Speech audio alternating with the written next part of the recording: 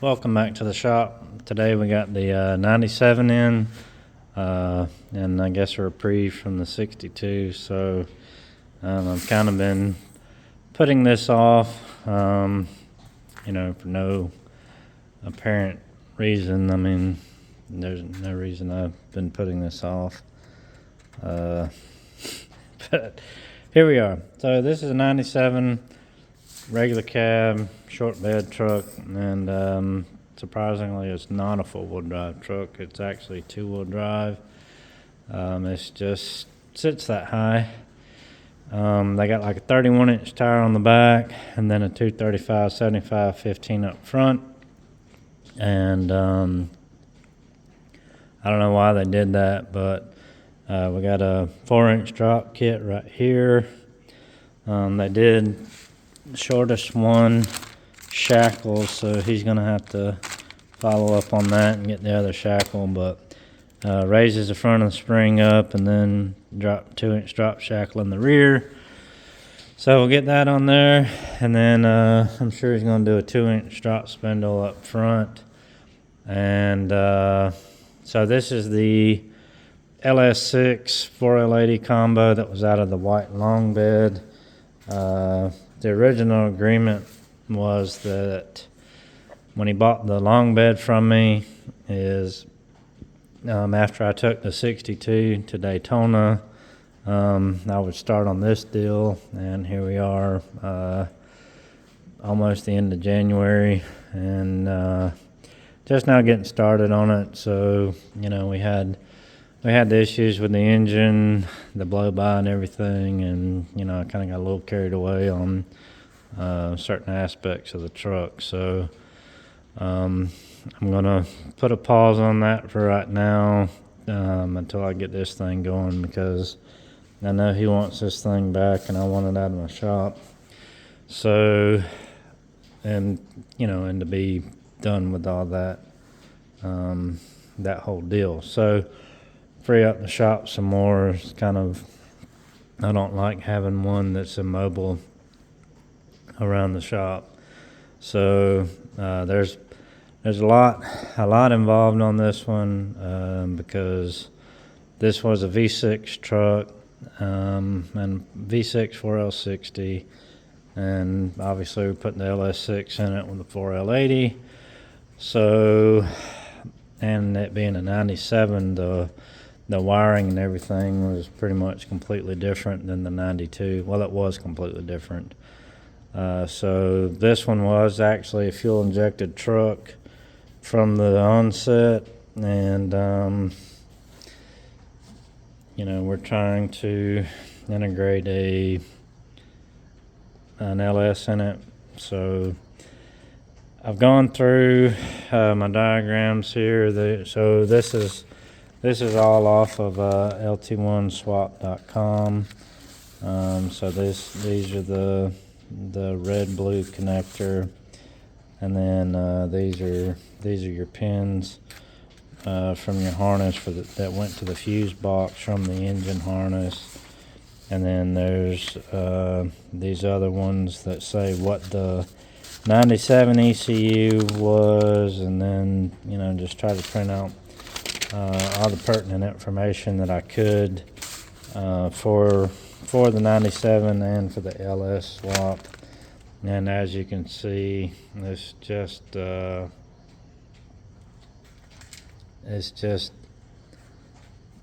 mess. It's a lot of wiring, a lot involved. So what I've done is gone through and just kind of pulled the wires from the respective connectors and from their pins, and based on this information, and then tagged what it is. So if you've never done one of these before, your pink wire is typically a keyed 12-volt power source. Well, it is a 12-volt power keyed source. And then these other wires, you got the injectors, the coils, that's your fuel pump, and the green and white wire, that's your 12-volt output for the fuel pump, and OBD2 and whatever. I got a little carried away and accidentally snipped the crank wires. Whoops. So, but luckily I caught that. Now, I thought when I looked at the connector, it was the one for the oil level in the oil pan. And then when I was cleaning up the wires up here, I realized that it was the crank position sensor, and it probably wouldn't run without that. So I'm gonna have to integrate this back in, solder and heat shrink these back together. Because I was thinking it came out from back here and went down behind the bell housing, but it goes around the front of the engine, so my mistake. But I know, it looks like a mess because it is a mess. You got two completely separate wiring harnesses, and we're trying to make one. And we've got this fuse box here, which obviously the pink wires out of it, are our power.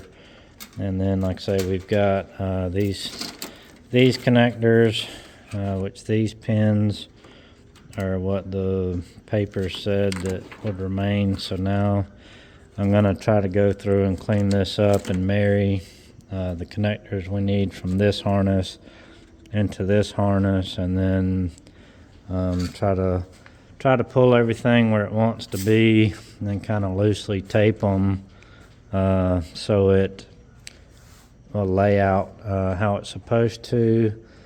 I'll probably do my grounds next, and then put the intake on so I can, again, just have everything lay out how it's going to be, so I don't have it, extremely too long or too short or whatever. But with the intake off, it's easier to get to the back bell housing bolts, and then the dipstick tube, and then the grounds at the back. So that's why I don't have it on. It's just easier to get to everything back there. And the 97 harness runs from the back there across and over to here somewhere. So anyway, that's where we are, and that's why I haven't really jumped on doing this thing, because actually it's a lot of work. It's very time consuming. It's very tedious, and it's just, it can be overwhelming. You've got, I don't know how many wires here. I think each of these connectors has 80 pins or something like that. Which they're not all full. They're not all pinned. But all I did is just went through there without reading the directions first, and then just started pulling out stuff that I knew I wasn't going to use, deluming the harness, and then pulling it back to the perspective connectors, and then pulling it back to the ECU, and then going by these and seeing what they were, and then determining if I needed it or not.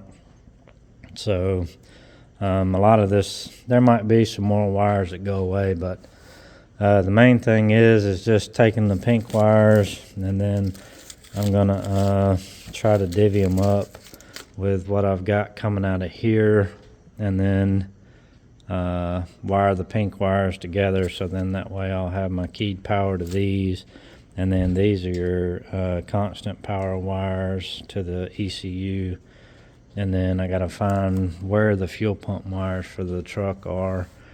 And then hopefully, I would assume there's a relay in there for it. So I'll wire, this outputs 12 volt power. So I'll try to wire that into their relay for the 97 and run that out and use what I can from this fuse box.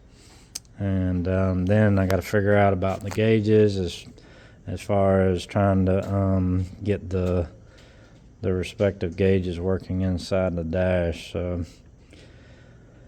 yeah, it's like I say, it's a lot of work, but anyway, we're pretty deep in it now. We at least got it started, so I'll just try to take it one wire at a time, and like I say, just get everything where it needs to go, and just take my time and go through and wire everything. Now, it probably won't look pretty when it's done.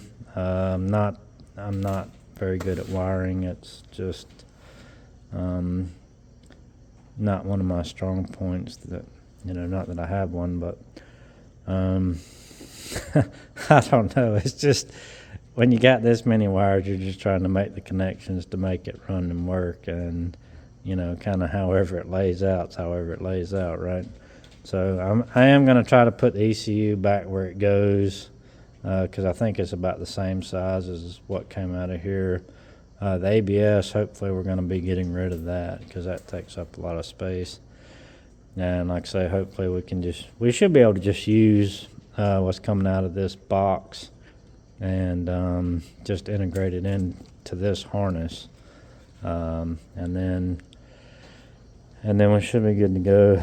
So I do have to do the fuel system in this.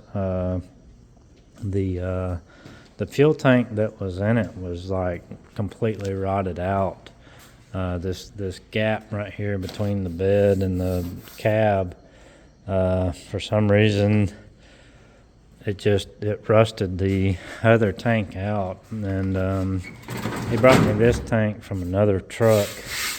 And so as you can see, this whole area right here on the tank that was in this truck, I mean, you could just stick your fist through it. So I guess I need to clean it up and put some paint on it to kind of protect it. And then the other problem is this fuel assembly. I hope he's buying a new grill. This fuel pump assembly, I believe, is different from the one that came out of the tank from this truck. So I'm sure it won't be the same. Why would it be? So that'll be another fun thing I get to deal with. But anyway, that's where we're at on this thing. Just a lot to do on it, and the wiring's the big part. So once I get the wiring, then get the fuel pump where it'll come on and supply fuel, and then hopefully get this thing running and get it out of here. Then I got the drive shaft. So if you know or have ever done a GM drive shaft, just took my torch and heated it and got the plastic out of here. So I gotta press these off and then figure out what U-joint I use to put the 80 yoke on this U-joint, because I think if you use a yoke out of a like a transfer case, it's got 32 spline. So that's usually what I do is get the drive shaft that had because they have the same size U-joint on this cross section, and then you can use that U-joint and the 80 or the yoke that fit the transfer case, the same spline as the 80, and it goes right on. But I think the yoke I have came off this aluminum one, which you can see has the outside clips, so that's a different U-joint. So I'll have to look out back and see if I've got another joint there, or otherwise I'll have to get the respective joint to fit this drive shaft and fit that yoke. They're called a bastard joint. So usually I find them on there and just look up, type in what I'm doing, and then it comes up with the part number, and then I just try to verify that it's what I need. So get the drive shaft on, that'll get us there, and then I got to build an exhaust for it. So there's lots to be done. Now the only thing I really have done is get the V6. Did I pull? Yeah, I think I pulled the engine and transmission out of it. And then GM's infinite wisdom with putting the body or the frame side mount with a nut and a bolt, and you can't get to the nut. I mean, it's genius. So those all got plasma cut off. And then fun fact, don't wear jeans with holes in the knee, because the amber went down to my pants and caught my leg on fire while I was blasting off the heads of the nuts. So then, I had to stop, drop, and roll, and I've got a massive burn on the side of my foot right here. So that was not fun. I mean, I know it's winter and I was a little cold, but Fire was a bit excessive on my leg. So then I cheated and cut an access hole so I could get a wrench in there to so I could hold the backside and get these tightened up. So did that, and then we did put a cam and springs in this. I don't remember the specs on the cam, but I showed them to Michael when he was over here, and he said it was pretty rowdy. So hopefully this thing will run pretty good. It's a 3200 stall converter, 4L80, and I don't remember what gear this truck has. I just can't remember. There's too many for me to keep up with. So anyway, I'm gonna get back to wiring and then hopefully make some progress on this thing.